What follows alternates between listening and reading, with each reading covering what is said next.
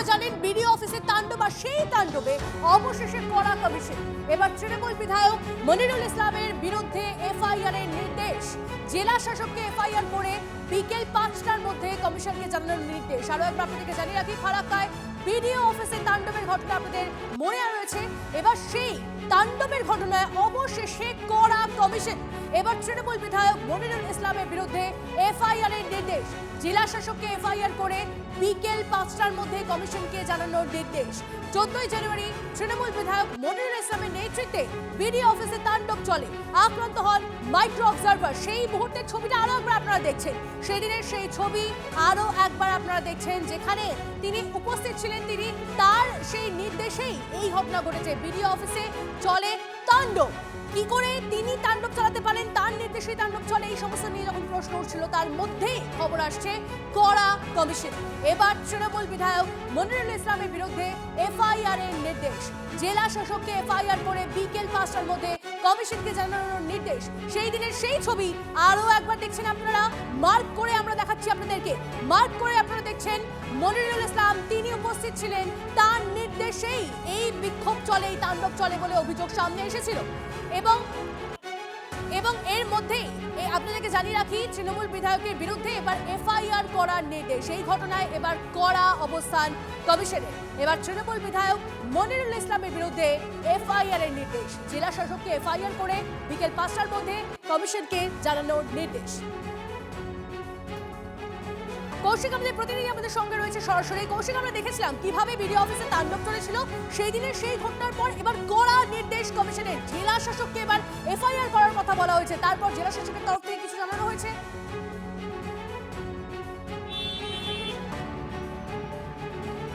দেখো, জেলা শাসকের সঙ্গে এই বিষয়ে যোগাযোগ করা হলে তিনি কিন্তু এখনো কোনো উত্তর দিতে চাননি। তবে তিনি বলেছেন নির্বাচন প্রক্রিয়ায় যে নির্দেশ আসবে সেই নির্দেশ তিনি কিন্তু মেনে চলবেন।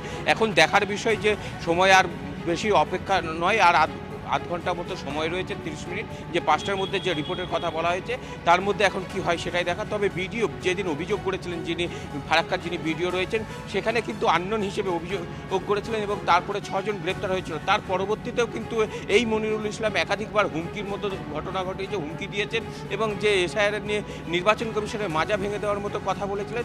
সেই জায়গা থেকে দাঁড়িয়ে যে কি পদক্ষেপ নেয় যে জেলা শাসকের, যে তুমি যেমনটা বললে, হুমকির কথা বললে, সেই দিন সেই তাণ্ডবের পরে হুঁশিয়ারি সুরে ঠিক কি বলেছিলেন তৃণমূল বিধায়ক মনিরুল ইসলাম, শোনানো যাক। হিন্দু ভাইরা আমাকে বলেছে যে আমি আমার বাপের নাম বললাম না, তখন উনি বলছেন আপনার কিছু লাগবে না। আর রহিমের যখন নাম শুনছে তখন 14 কুস্তির ওর খতিয়ান চাইছে। এই টিচারিটা নির্বাচন, আর আমার 7টা ছেলে আছে না 9টা ছেলে আছে, তোমার দেখার কি আছে? হ্যাঁ, তোমার দেখার কি আছে? নির্বাচন কমিশনার, এই যে আন্দোলন চলছে, এই আন্দোলনে যদি আমরা সুরাহা না পাই, এই যে ধর্ণা লাগলো, একটিও কাগজ আমরা দেখাবো না। তুমি জনগণের ভোট নিয়ে প্রধানমন্ত্রী হয়েছো, স্বরাষ্ট্রমন্ত্রী হয়েছো, তুমি আধার কার্ডের মান্যতা দিবে না, তুমি ভোটার কার্ডের মান্যতা দিবে না, তুমি রেশন কার্ডের মান্যতা দিবে না। জনসাধারণ করেছে এটা। আছে কোথাও? আপনারা শুনলেন, তাণ্ডবের পরেই তার নিশানায় শুধু নির্বাচন কমিশনই নয়, তার পাশাপাশি তিনি প্রধানমন্ত্রী, স্বরাষ্ট্রমন্ত্রী, তাদেরকেও নিশানা করলেন। শুধু বিডিও অফিসে তাণ্ডবের দিনই নয়, তারপরেও নির্বাচন কমিশনকে হুঁশিয়ারি দিয়েছেন তৃণমূল বিধায়ক মনিরুল ইসলাম। ফাইনাল লিস্ট ঠিকঠাক না বেরোলে আগুন জ্বলবে, এইভাবেই হুঁশিয়ারি দিয়েছেন ফারাক্কার শাসক বিধায়ক। এই ঝান্ডা কমছি, ঝান্ডা চলবে না, লাঠিতে ভাঙতে হবে, লাঠিতে। কোমরকে ঢিলা করে দিতে হবে নির্বাচন কমিশনের, পাতাল থেকে ছেঁচিয়ে বের করবো। শুধু ইশারায় বলবো ফাইনাল লিস্ট বের হবে, তখন কিন্তু যদি সব ঠিকঠাক হয়, আর নচেত দেখবেন চারদিকে আগুনে আগুন জ্বলছে, কিচ্ছু করার নেই। এই ধূপ ধূপ করে মরার চাইতে লড়াই করে মরা আমি মনে করি জীবনের সার্থক।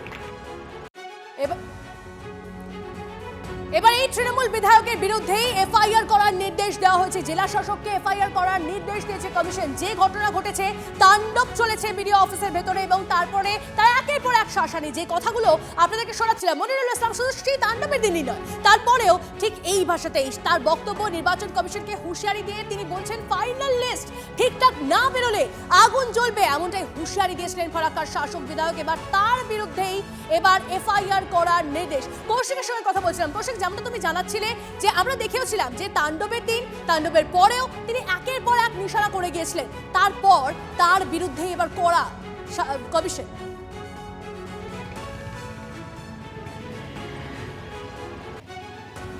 দেখো, একদমই তাই। প্রথম দিন থেকে কিন্তু প্রশ্ন উঠেছিল যে তার বিরুদ্ধে কেন ব্যবস্থা নেওয়া হলো না। তার উপস্থিতিতে যে ঘটনা ঘটেছে, তিনি যেভাবে গেছেন, যে বিডিও অফিসে ঢুকে ভাঙচুর, মারধরের মতো ঘটনা, আহত হয়েছিলেন একজন যিনি মাইক্রো অবজারভার ছিলেন, সেই মাইক্রো অবজারভার আহত হয়েছেন। অথচ সেই জায়গায় যিনি বিডিও স্থানীয় ফারাক্কার, তিনি অভিযোগ করেছিলেন যে আননোন বলে। সেই জায়গায় প্রথম থেকেই প্রশ্ন উঠতে শুরু করেছিল। সেই প্রশ্ন বিরোধীরা যেমন তুলেছিল, সেই প্রশ্ন আমরাও দেখিয়েছিলাম যে কেন একজন বিধায়কের বিরুদ্ধে ব্যবস্থা নেওয়া হলো না। শেষমেশ কিন্তু নির্বাচন কমিশন যেমনটা নির্দেশ দিয়েছে, সেক্ষেত্রে যে মনিরুল ইসলামের বিরুদ্ধে এফআইআর বা অভিযোগ করার নির্দেশ দিয়েছে, সেটি 5টার মধ্যে রিপোর্ট। সেটা এখন দেখার বিষয় রয়েছে আদৌ কি সেই অভিযোগ করে কিনা। কারণ এর আগে কিন্তু এই ইআরওদের বিরুদ্ধে ব্যবস্থা নেওয়ার কথা বললেও সেই অর্থে কিন্তু ব্যবস্থা নেওয়া হয়নি। রাজ্যে অন্য প্রান্তে সেই ঘটনাও কিন্তু রয়েছে। সেক্ষেত্রে একজন তৃণমূল বিধায়ক, যিনি শাসক দলের বিধায়ক, তার বিরুদ্ধে আদৌ কি ব্যবস্থা নেয়, তার বিরুদ্ধে কি আদৌ এফআইআর হয়, সেই বিষয়টা কিন্তু এখন দেখার রয়েছে। কারণ কি সিদ্ধান্ত নেয় শেষমেশ। তবে যে বিধায়কের বিরুদ্ধে এফআইআর জন্য যেটা বলেছেন অভিযোগ করার জন্য, সে বিরুদ্ধেও কিন্তু জেলা শাসক এখন কি করবেন সেটা এখন জানা যায়নি। তবে তার সঙ্গে যোগাযোগ করার অনেকবার চেষ্টা হয়েছে, তিনি এখনো স্পষ্ট করেনি। তবে নির্বাচনের যে নিয়ম, সেই নিয়ম মেনে আমরা তোমার মাধ্যমে জানতে পারবো যে তিনি কি, তার কি অবস্থান হতে চলেছে। এবার জেলা শাসক কি ব্যবস্থা করতে চলেছেন, এফআইআর আদৌ তিনি করেন কিনা, সে বিষয়ে অবশ্যই দেখার। এই মুহূর্তে বিজেপি নেতা রাহুল সিনহা আমাদের সঙ্গে রয়েছেন। রাহুল বাবু, ফারাক্কায় আমরা দেখিয়েছিলাম মনিরুল ইসলাম তার নেতৃত্বে ঠিক কিভাবে তাণ্ডব চলেছিল এবং তারপরেও সে বারবার করে শাসিয়েছিল, নিশানায় ছিল কমিশন। এবার তার বিরুদ্ধে এই বিডিও অফিসে তাণ্ডবে করা হয়েছে কমিশন। তৃণমূল বিধায়কের বিরুদ্ধে এবার এফআইআর এর নির্দেশ দেওয়া হয়েছে। জেলা শাসককে এফআইআর করে বিকেল 5টার মধ্যে কমিশনকে জানানোর নির্দেশ দেওয়া হয়েছে। কি বলবেন? একদম সঠিক কাজ। এতে বোঝা গেল যে রাজ্য সরকার কিভাবে এই জাতীয় হিংসাকারীদের, সন্ত্রাসবাদী এমএলএ কে কিভাবে শরণ দিচ্ছে। 6 জন গ্রেপ্তার হলো, তাদের বিরুদ্ধে হালকা মামলা রুজু হলো, তারা ছাড়া পেল।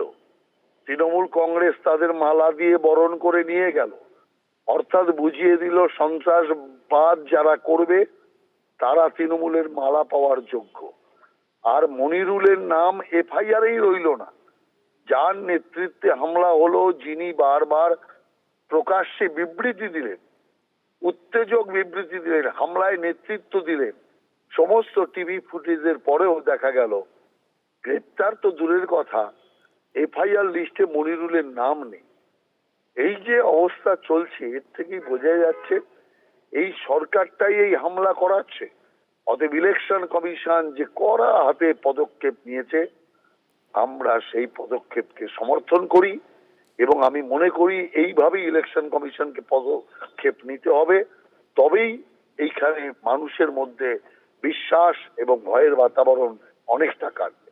বেশ, অনেক ধন্যবাদ আমাদের প্রতিক্রিয়া দেওয়ার জন্য। এতগুলো ঘটনা লাগাতার ঘটেছে, হুঁশিয়ারি দিয়েছে, শাসিয়েছে এই মনিরুল। তারপর আজ যখন তার সঙ্গে আমাদের কথা হয়, সে কি জানায় শোনাবো আপনাদের। আমার জানার নেই, আমি কি বলবো। আইনের পথে চলবে, বিচার ব্যবস্থা সবার জন্য খোলা আছে।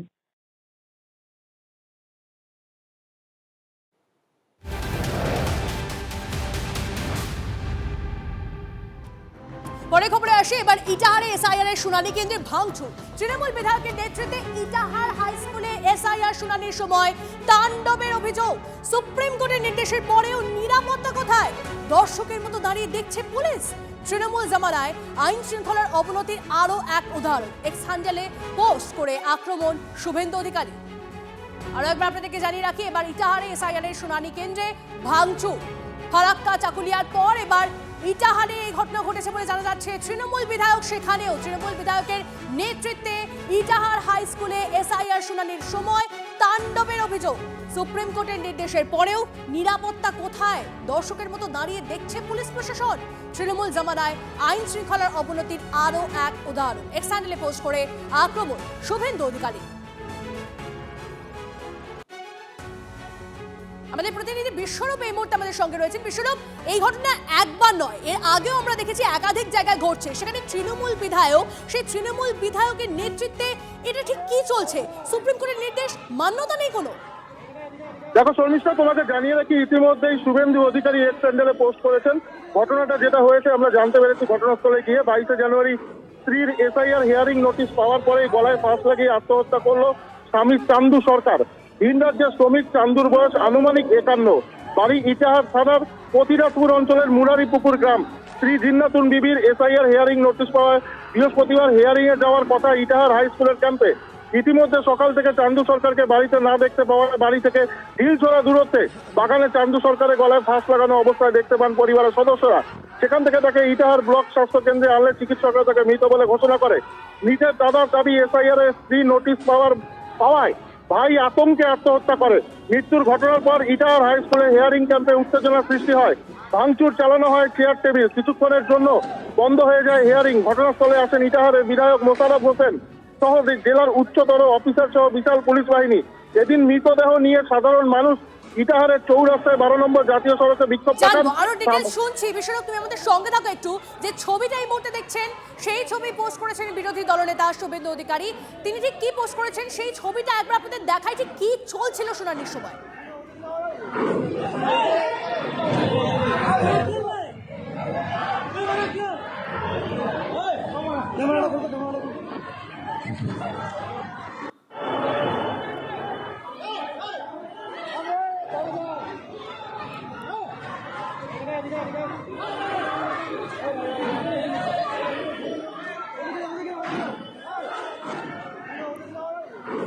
ছবি দেখছেন আপনারা, ছবি দেখছেন, অভিযোগ সে একই রকম। চাকুলিয়া, ইটাহার, ফারাক্কা সর্বত্র আমরা দেখতে পাচ্ছি তৃণমূল বিধায়ক বা তৃণমূল নেতা তাদের শাসানির সামনে পড়তে হচ্ছে। তারা ঢুকে যাচ্ছেন বিডিও অফিসে, ভাঙচুর করছেন। এই ধরনের ঘটনা বারবার করে ঘটছে। ঠিক এই ঘটনা আরও একবার ঘটেছে ইটাহারে। তৃণমূল বিধায়কের নেতৃত্বে ইটাহার হাই স্কুলে এসআইআর শুনানির সময় তাণ্ডবের অভিযোগ। কথা বলবো বিশ্বরূপের সঙ্গে আরও একবার। বিশ্বরূপ, এর পরে সেই তৃণমূল বিধায়ক, তার সঙ্গে কথা বলা সম্ভব হয়েছে? তিনি কেন এটা করলেন? দেখো তোমাকে জানিয়ে রাখি যে যেটা বিধায়ক বলেছেন যে তার নেতৃত্বে কিন্তু কিছু হয়নি। শুভেন্দু অধিকারী যেটা পোস্ট করেছেন সেটা সম্পূর্ণ ভিত্তিহীন। যেটা তিনি বলেছেন যে সাধারণ মানুষ তাদের যে এসআইআর এর যে হয়রানি তারই কিন্তু বহিঃপ্রকাশ, রাগের যে বহিঃপ্রকাশ সেটা কিন্তু তারা করেছে। তার নেতৃত্বে কিছুই হয়নি। তিনি এসেছেন, ঘটনার নিন্দা করেছেন, কিন্তু শুভেন্দু অধিকারী যে পোস্ট করেছেন সেটা কিন্তু সম্পূর্ণ ভিত্তিহীন বলে মোশাররফ দাবি করেন। শর্মিষ্ঠা, বেশ, বিষয় তুমি আমাদের সঙ্গে থাকো। অর্থাৎ তৃণমূল বিধায়ক অর্থাৎ মোশাররফের বিরুদ্ধে যে অভিযোগ উঠছে যে তিনি সেখানে ছিলেন, তার নেতৃত্বে ইটাহার হাই স্কুলে এই ঘটনা ঘটে, কিন্তু তিনি সেই ঘটনাটা নাকচ করে দিচ্ছেন। তিনি বলছেন সম্পূর্ণটাই চক্রান্ত। বিজেপির নেতা অর্থাৎ বিরোধী দলনেতা যা পোস্ট করেছেন সেটার কোনো বাধ্যতা নেই, এমনটাই তিনি বলছেন। আমরা ছবি দেখাই আপনাদেরকে। ঠিক ইটাহারে যে ঘটনা ঘটেছে সে ঘটনা প্রথমবার নয়, এর আগেও বিডিও অফিসে ভাঙচুর, বিডিও অফিসে তাণ্ডব চালানোর ঘটনা আমরা দেখেছি। ফারাক্কার ছবি আপনারা দেখছেন, সন্দেশখালীর ছবি আপনারা দেখছেন, চাকুলিয়ার ছবি আপনারা দেখছেন। এই জানুয়ারি মাসেই পরের পর এই ঘটনা ঘটেছে, একের পর এক ঘটনা আপনাদেরকে দেখাচ্ছি। 14 তারিখ ঘটেছে এই ঘটনা, 15 তারিখ ঘটেছে, 20 তারিখ ঘটেছে, পর ফারাক্কা, চাকুলিয়া, সন্দেশখালী, আর আজ ইটাহারে। কোথাও বিডিও অফিসে ভাঙচুর হয়েছে, কোথাও বিডিও অফিসের বাইরে তাণ্ডব চলেছে, আগুন লাগানো হয়েছে। যদিও প্রশাসনের তরফে কোনো রকম কোনো ব্যবস্থা নেওয়া হয়েছে কিনা সেটা একটু জানার চেষ্টা করবো। আমাদের প্রতিনিধি বিশ্বরূপ আমাদের সঙ্গে রয়েছে। বিশ্বরূপ, ঘটনা তো দেখছি, ভাঙচুর চলছে, কিন্তু পুলিশ প্রশাসন তারা কি করছিল? সুপ্রিম কোর্টের তো একটা নির্দেশ রয়েছে, সেটার মান্যতা দেওয়া হচ্ছে না কেন? দেখো পরবর্তী সময় অবশ্যই তুমি যেটা বললে যে প্রশাসনের পক্ষ থেকে তো নির্দেশ ছিল, তারপরেও সেটা মান্যতা দেওয়া হচ্ছে না। বিধায়ক আসলেন, বিধায়ক এসে শোক প্রকাশ করলেন যে বিজেপি আর কত লাশ দেখতে চায় এই বাংলায় এসআইআর করে। এবং পরবর্তী সময় তুমি যেটা বললে যে নির্দেশিকা ছিল কোনো ঝামেলা করা যাবে না, কিন্তু পরবর্তী সময় এই ঝামেলা শুরু হওয়ার পরে পুলিশ প্রশাসন, বিশাল পুলিশ প্রশাসন তারা কিন্তু আসে ঘটনাস্থলে এবং এসে পরিস্থিতি সামাল দেয়। বর্তমানে পরিস্থিতি ঠান্ডা রয়েছে। শর্মিষ্ঠা, কিন্তু শুনানি কেন্দ্রে শুনানি চলছিল, সেটা কি সম্ভব হয়েছে? অবশ্যই পুলিশের হস্তক্ষেপে পরবর্তী সময় পরিস্থিতি নিয়ন্ত্রণে আসে এবং তারপরে কিন্তু শুনানি শুরু হয়েছে। কিন্তু একটা প্রশ্ন থেকেই যাচ্ছে, এই যে চাকুলিয়া থেকে শুরু করে আরো বিভিন্ন জায়গায় যে এই যে অশান্তিগুলো হচ্ছে, সত্যি প্রশাসনের ভূমিকা নিয়ে একটা বড় প্রশ্ন থেকেই যায়। বিভিন্ন সময় কিন্তু বিভিন্ন নেতৃত্বরা অভিযোগ করেছেন যে তৃণমূলের উস্কানিতেই এসব হচ্ছে এবং এটা কিন্তু লাগাতার হচ্ছে। ঠিক তাই। ভবিষ্যতেও কি আবার এই দৃশ্য দেখবে বাংলা, সেদিকেও কিন্তু সেই আশঙ্কা নজর থেকে রয়েছে যাচ্ছে। আমাদের। অবশ্যই বিষয়টা তুমি নজর রাখো। আপাতত তোমায় ধন্যবাদ।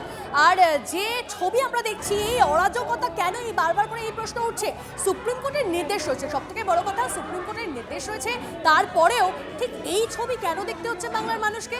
চাকুলিয়ার পর ইটাহার এই ঘটনা, একটু আগে আপনাদেরকে বলছিলাম ফারাক্কায় যে ঘটনা ঘটেছে, ফারাক্কার ছবি আপনাদেরকে দেখাচ্ছিলাম, সেখানে যেভাবে বারবার করে হুঁশিয়ারি দেওয়া হয়েছে, শাসানি দেওয়া হয়েছে, তারপর তার বিরুদ্ধে আরও করা হয়েছে কমিশন, তারপরেও এত কিছুর পরেও আমরা দেখছি একই ধরনের ঘটনা ঘটছে। দেখুন আরও একবার দেখাচ্ছি ছবিগুলো আপনাদেরকে পরপর। সন্দেশখালীতে বিডিও অফিসে তাণ্ডব হয়েছে, চাকুলিয়ায় বিডিও অফিসে তাণ্ডব হয়েছে, ইটাহারে একই ঘটনা আজকে ঘটেছে। ফারাক্কার কথা তো আপনাদেরকে বলছিলামই, সেখানে ঠিক কী হয়েছিল আপনারা নিজেরা দেখছেন এই ছবিটা। এবং এই ছবি বারবার করে শুনানি কেন্দ্রে কেন দেখতে হচ্ছে, বাংলার মানুষকে এই হয়রানির মধ্যে কেন পড়তে হচ্ছে, সাধারণ মানুষকে তাদেরকে অপেক্ষা করতে হচ্ছে এই ধরনের ঘটনা যখন ঘটছে, তারপর পুলিশ প্রশাসন আসছে, তার আগে থেকে কেন নয়?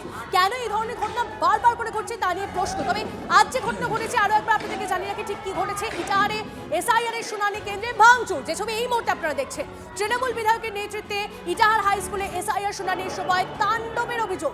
সুপ্রিম কোর্টের নির্দেশের পরেও নিরাপত্তা কোথায় তা নিয়ে বারবার করে প্রশ্ন উঠছে। দর্শকের মতো দাঁড়িয়ে দেখছে পুলিশ প্রশাসন। তৃণমূল জামানায় আইন শৃঙ্খলার অবনতির আরও এক উদাহরণ। এক্স হ্যান্ডেলে পোস্ট করে আক্রমণ শুভেন্দু অধিকারী।